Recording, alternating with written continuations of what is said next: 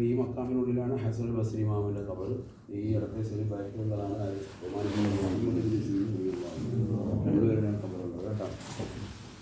അള്ളാഹു സ്വീകരിക്കട്ടെ. ആളുകൾക്കൂടെ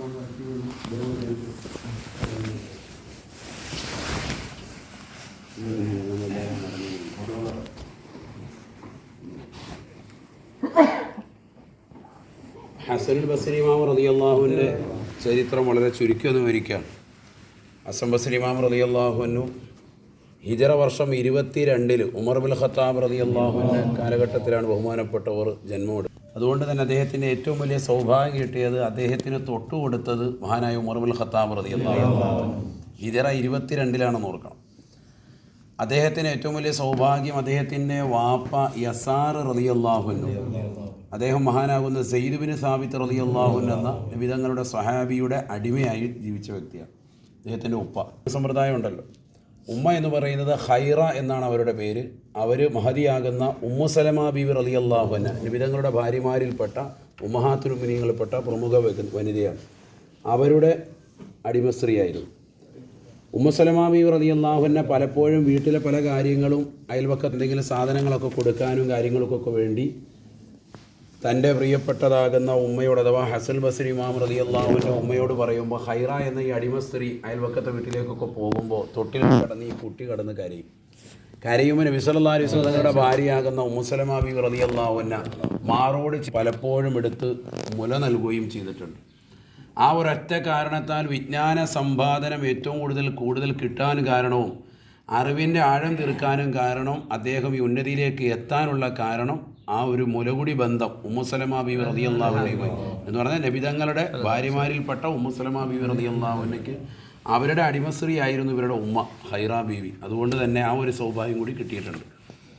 ഏറ്റവും അറിയപ്പെട്ട വിജ്ഞാനത്തിൽ ഏറ്റവും ഉന്നതമായ സ്ഥാനം അവർ വഹിച്ചു.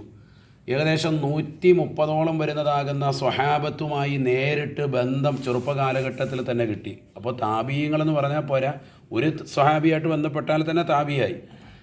നബി സല്ലല്ലാഹു അലൈഹി വസല്ലം തങ്ങളുടെ കാലത്ത് ജനിച്ചില്ലെന്നുള്ളൂ. 22 വയസ്സാണ് ബഹുമാനപ്പെട്ടത്. നബിയെ നേരിട്ട് കണ്ടുകൊണ്ടൊന്ന് മുസാഫഹത്ത് ചെയ്യാനുള്ള സൗഭാഗ്യം അദ്ദേഹത്തിന് കിട്ടിയിട്ടില്ല. പക്ഷേ താബീയങ്ങളിൽപ്പെട്ട വ്യക്തിയാണ്. സ്വഹാബത്ത് 130ഓളം ആളുകളുമായി സഹവസിക്കുകയും അവരിൽ നിന്നെല്ലാം വിജ്ഞാനം കരഗതമാക്കാൻ അവസരം കിട്ടുകയും ചെയ്തിട്ടുള്ളതാകുന്ന പ്രമുഖ സ്വഹാബിയാണ്. ഉമർ ബിൻ ഖത്താബ് റളിയല്ലാഹു അൻഹു അടക്കമുള്ള ഒരുപാട് മഹത്തുക്കൾ അലി റളിയല്ലാഹുവിൻ്റെ വീട്ടിലാണ് കഴിഞ്ഞത് തന്നെ. ഒരുപാട് കാലം അലി റളിയല്ലാഹുവിനുമായിട്ട് ബന്ധപ്പെട്ടാണ്. അങ്ങനെയുള്ള സ്വഹാബത്തിൻ്റെ പ്രാർത്ഥന ഉമർ റളിയല്ലാഹുവിനും അലി റളിയല്ലാഹുവിൻ്റെ ഒക്കെ ദുആ ശരിക്ക് കിട്ടിയിട്ടുള്ള വ്യക്തിയാണ്. ചുരുക്കി പറഞ്ഞാൽ ബഹുമാനപ്പെട്ട അവിടുന്ന് ഈ ബസറ എന്ന് പറയുന്ന പട്ടണത്തിലേക്ക് വന്നു. ഇന്ന് ഈ പട്ടണം തന്നെ അറിയപ്പെടുന്നത് അദ്ദേഹത്തിൻ്റെ പേരിലാണ്. ഹസനുൽ ബസരി റളിയല്ലാഹു അൻഹു അദ്ദേഹത്തിൻ്റെ പേര്. നമ്മളിപ്പോഴൊരു മക്കാമ് സിയാറത്ത് ചെയ്തു. ഏതാ മഹാനായിരുന്ന ത്വൽഹത്ത് ബിൻ ഉബൈദില്ലാ റളിയല്ലാഹു അൻഹു. അതൊക്കെ യുദ്ധത്തിൻ്റെ കെടുതികൾ മൂലം വലിയ പ്രയാസം ഉണ്ടായ ഒരു നഗരമാണ്. ആ സ്ഥലമൊക്കെ ആ മക്കാമൊക്കെ തകർക്കപ്പെട്ടു പോയതാണ്. പിന്നീട് അത് പുനരുദ്ധാരണം ഇതുവരെ നടന്നിട്ടില്ല. പക്ഷേ ഈ ഹസൻ ബസ്രി ഇമാം റളിയല്ലാഹു അൻഹുവിൻ്റെ മക്കാമിൽ യാതൊരു കോട്ടവും ഉണ്ടായിട്ടില്ല. അത് ആ യുദ്ധവും കെടുതിയൊക്കെ ഉണ്ടായിട്ട് പോലും ഈ കുബ്ബകളും കാര്യങ്ങളും ഒക്കെ ഇന്നും അതേപോലെ തന്നെ നിലനിൽക്കുകയാണ്. ബഹുമാനപ്പെട്ട ഹസൻ ബസ്രി ഇമാമിൻ്റെ ചാരത്ത് നമ്മൾ അല്ലാഹുവിൻ്റെ ദറജ ഉയർത്തുമാറാണ്. ആയിരക്കണക്കിന് ശിഷ്യഗണങ്ങളുള്ള ഒരുപാട് മഹത്തുക്കൾ സൂഫിയാക്കൾ അദ്ദേഹത്തിൻ്റെ സൽസരണിയിലാണ് വഴിയിലാണ് നിലനിന്നിട്ടുള്ളത്. നമ്മൾ മഹരീഷ് റളിയല്ലാഹുവിൻ്റെ അടുത്ത് പോയി, അവരുടെ മശായിഖന്മാരിൽപ്പെട്ട ജുനൈദുൽ ബഗ്ദാദി റളിയല്ലാഹുവിൻ്റെ അടുക്കൽ പോയി, അവരുടെ മശായിഖന്മാരിൽപ്പെട്ട മൂസൽ കാദിം റളിയല്ലാഹുവിൻ്റെ അടുക്കൽ പോയി, ബഹുമാനപ്പെട്ട മുഹമ്മദുൽ ബാഖർ റളിയല്ലാഹു അൻഹു, ജാഫർ സാദിഖ് റളിയല്ലാഹു അൻഹു അവരുടെയൊക്കെ പരമ്പര ചെന്ന് നിൽക്കുന്നത് സൂഫി സൽസരണിയിൽ ഇദ്ദേഹത്തിലേക്കാണ്.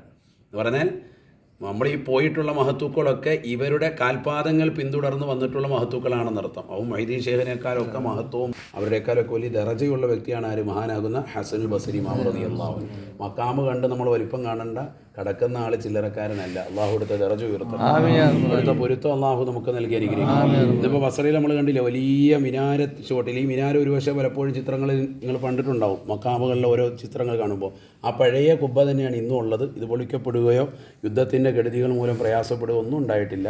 തൊട്ട് ഈ ബാക്കിലുള്ള മക്കാമ് നിസാരക്കാരനല്ല. അനസ് ബിൻ മാലിക് റളിയല്ലാഹു അൻഹു പ്രസിദ്ധ സ്വഹാബിയാണ്. ഏകദേശം 126 വർഷത്തോളം ജീവിക്കാൻ അവസരം കിട്ടിയ, പ്രവാചകൻ്റെ പ്രാർത്ഥന കിട്ടിയ, നബി സല്ലല്ലാഹു അലൈഹി വസല്ലമ തങ്ങളുടെ അരുമ ശിഷ്യനും ഖിദ്മത്തുൻ നബിക്ക് ധാരാളം എടുത്തിട്ടുള്ള അനസ് റളിയല്ലാഹുവിൻ്റെ ശിഷ്യനാണ് ബഹുമാനപ്പെട്ട മുഹമ്മദ് ബിൻ സീരിൻ റളിയല്ലാഹു അൻഹു.